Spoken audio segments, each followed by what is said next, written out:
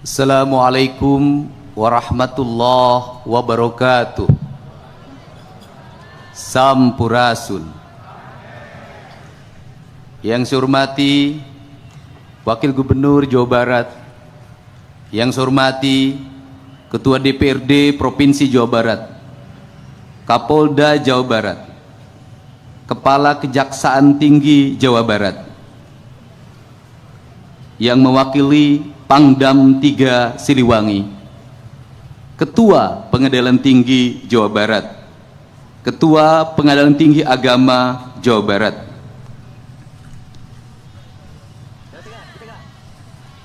para anggota DPRD Provinsi Jawa Barat, saudara sekretaris daerah dan seluruh perangkat pemerintah daerah Provinsi Jawa Barat.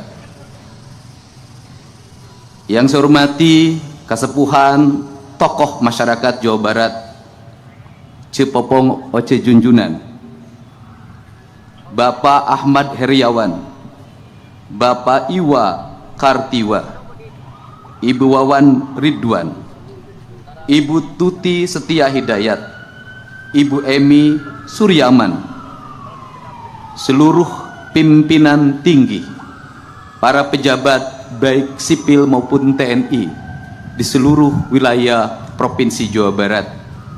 Sebelum kita memulai mendengarkan sambutan apa yang saya sampaikan, kita menyampaikan doa atas meninggalnya Ibu Solihin GP. Semoga almarhumah mendapat tempat yang mulia, diterima iman Islamnya, diampuni segala dosanya, dan mendapat tempat yang layak di sisi Allah Subhanahu wa Ta'ala dengan bacakan surat Al-Fatihah.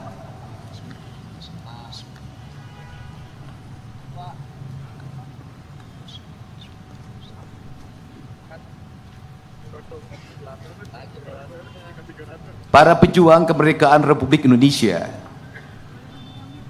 keluarga besar Purna Paskibraka, keluarga atau orang tua dari pengibar bendera pusaka yang telah menyelesaikan tugasnya dengan baik, dan sebagai bentuk apresiasi saya memberikan bonus 150 juta untuk seluruh pasukan pengibar bendera pusaka.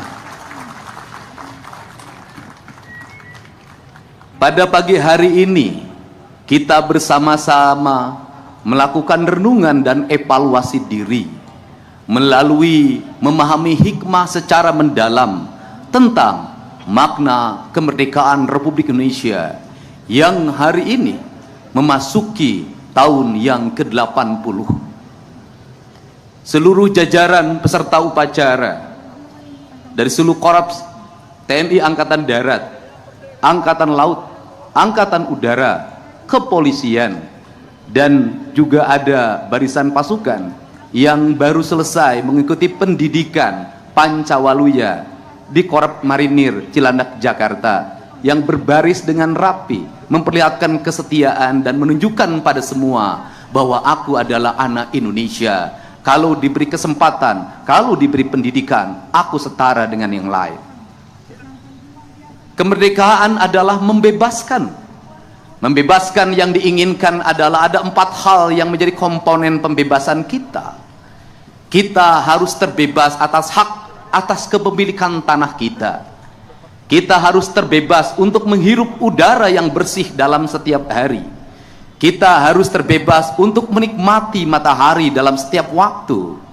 Kita harus terbebas dalam kehidupan untuk menikmati air yang merdeka, menjadi kekayaan alam yang bisa dinikmati untuk semua tanpa harus berbiaya.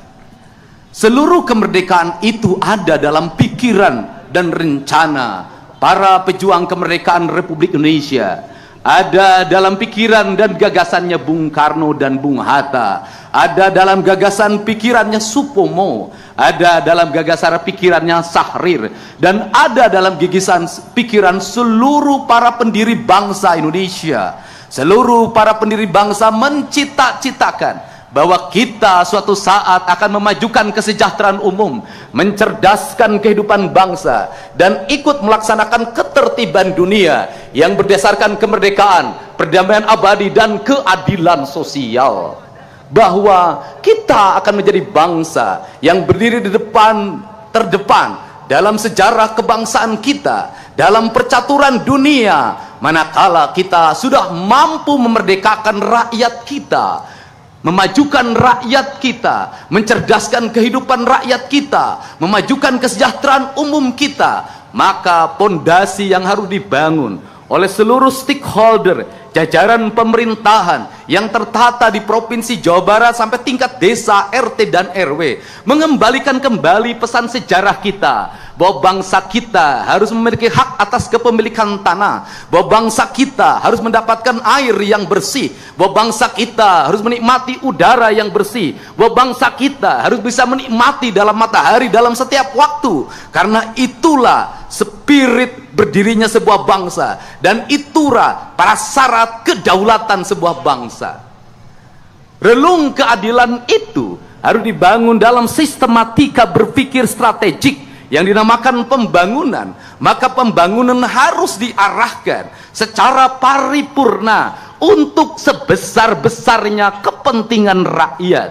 Saya tekankan sekali lagi bahwa pembangunan harus diarahkan secara paripurna untuk sebesar-besarnya kepentingan rakyat. Maka kepentingan rakyat yang mendasar adalah kepentingan rakyat untuk mendapat pendidikan yang memadai, dari pendidikan SD sampai perguruan tinggi, tanpa membedakan si kaya dan si miskin. Maka pendidikan melahirkan kesetaraan. Pendidikan bukan melahirkan eksklusivisme, tetapi pendidikan memberikan kesetaraan. Yang kaya, yang miskin, penyandang disabilitas, semuanya setara di mata negara, semuanya setara dalam pendidikan. Mereka memiliki hak untuk mendapatkan pendidikan yang layak dari negara. Maka pembangunan pendidikan, dari mulai pendidikan dasar, pendidikan menengah, pendidikan tinggi, adalah sebuah keharusan negara. Maka pemerintah Provinsi Jawa Barat berkomitmen untuk mengembalikan kembali anggaran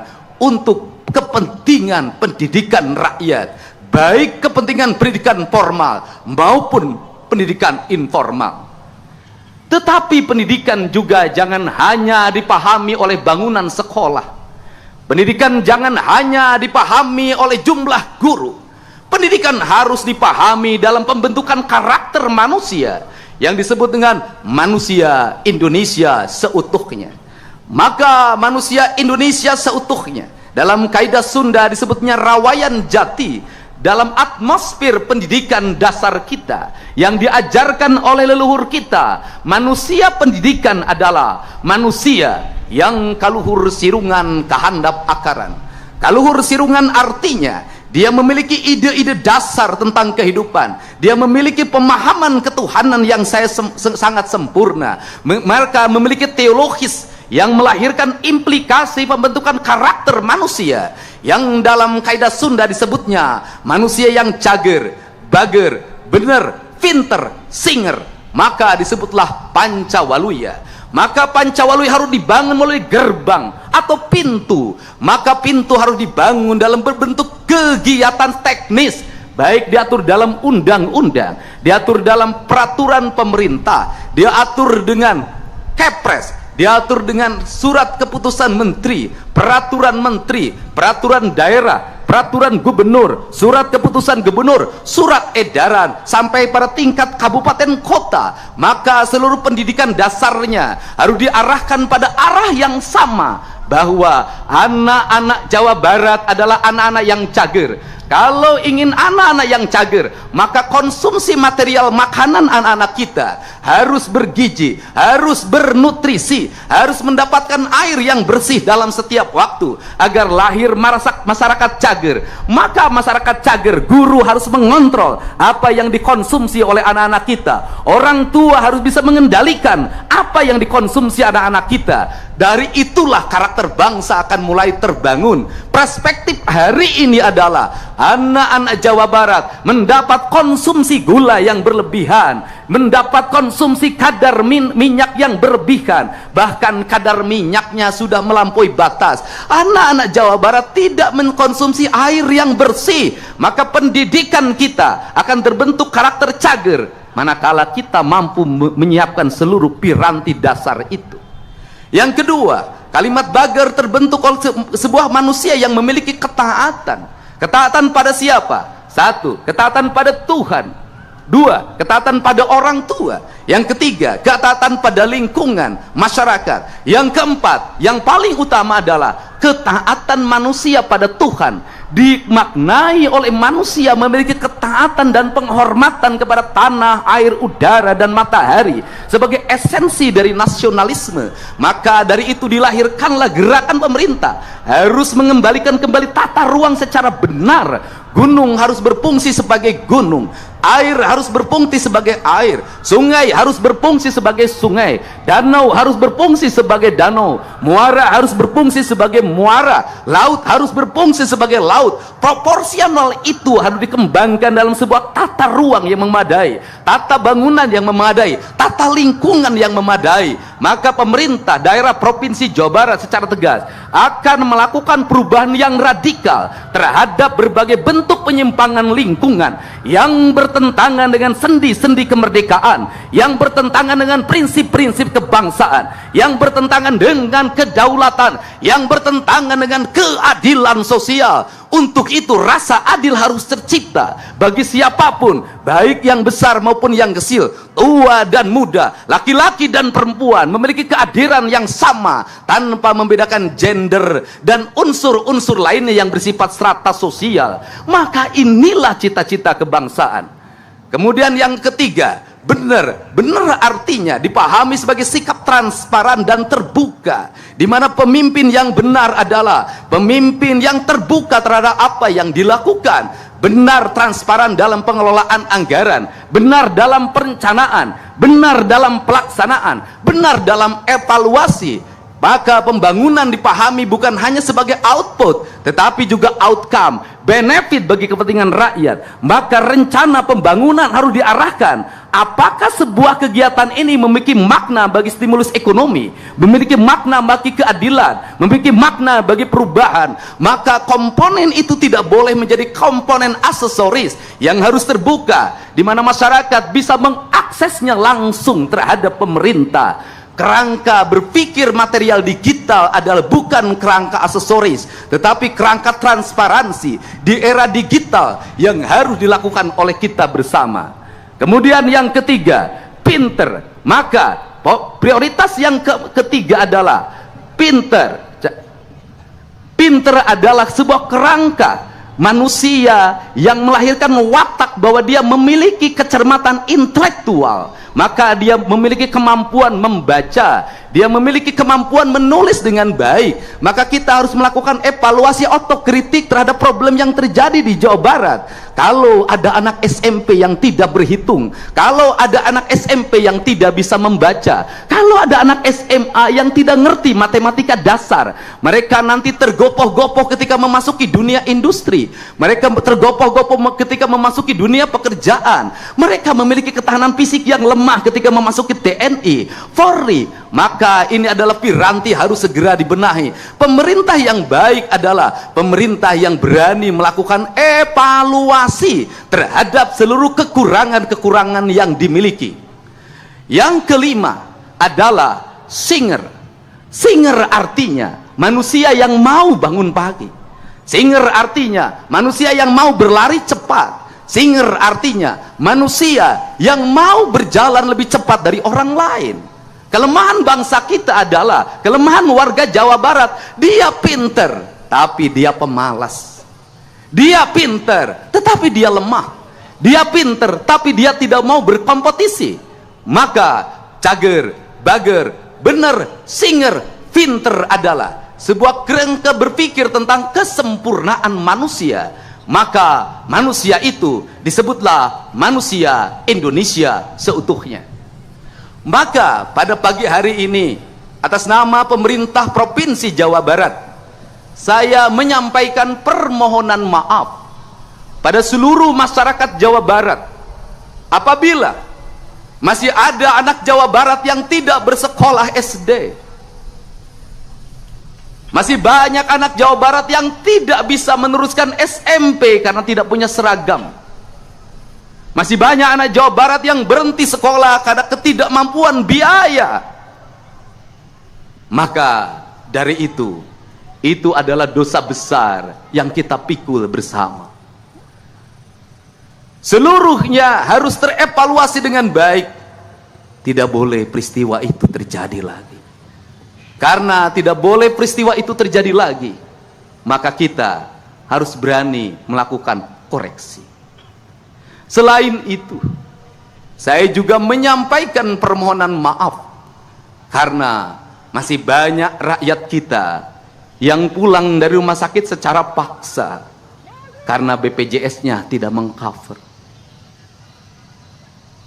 Masih banyak rakyat kita yang mau masuk ke rumah sakit, BPJS perorangannya mati, tidak terbayarkan, sehingga mereka mengalami penderitaan dan mungkin mereka meninggal tanpa pelayanan.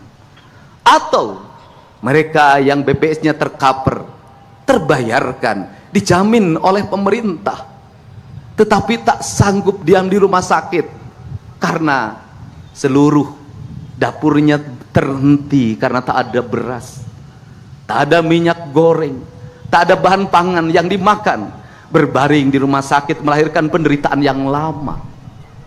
Maka dari itulah negara harus senantiasa hadir.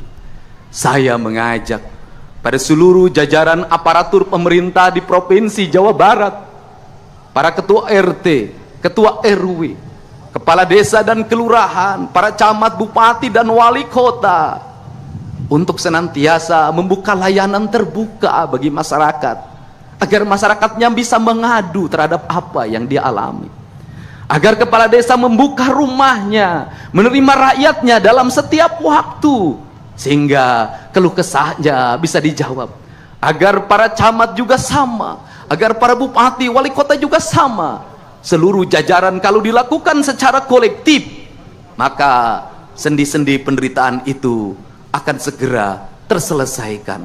Maka tugas kita meneruskan kemerdekaan yang dititipkan oleh leluhur bangsa kita, yang dititipkan oleh para pahlawan negara kita, yang telah mengorbankan darahnya, cucuran air matanya, keluarganya, menghabiskan masa hidupnya hanya untuk berkata merdeka bagi bangsanya.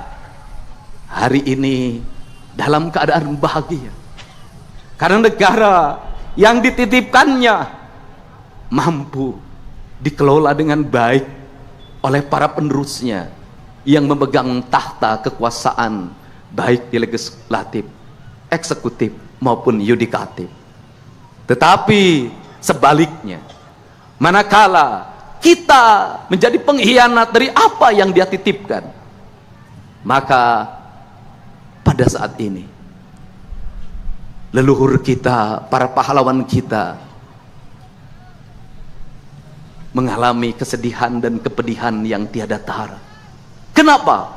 Apa yang dicita-citakan, apa yang dikorbankan menjadi kesia-siaan karena penerusnya tak mampu mewujudkan seluruh gagasan dan pikirannya. Semoga kita semua, termasuk yang paling utama diri saya, menjadi manusia yang tersadarkan, manusia yang tercerahkan bahwa jabatan yang diemban bukanlah warisan, tetapi titipan yang harus dikelola secara sempurna demi kemakmuran, kemajuan rakyat. Saya ucapkan selamat Hari Kemerdekaan Republik Indonesia yang ke-80. Dirgahayu Negara Kesatuan Republik Indonesia. Sekali merdeka, tetap merdeka. Assalamualaikum warahmatullahi wabarakatuh.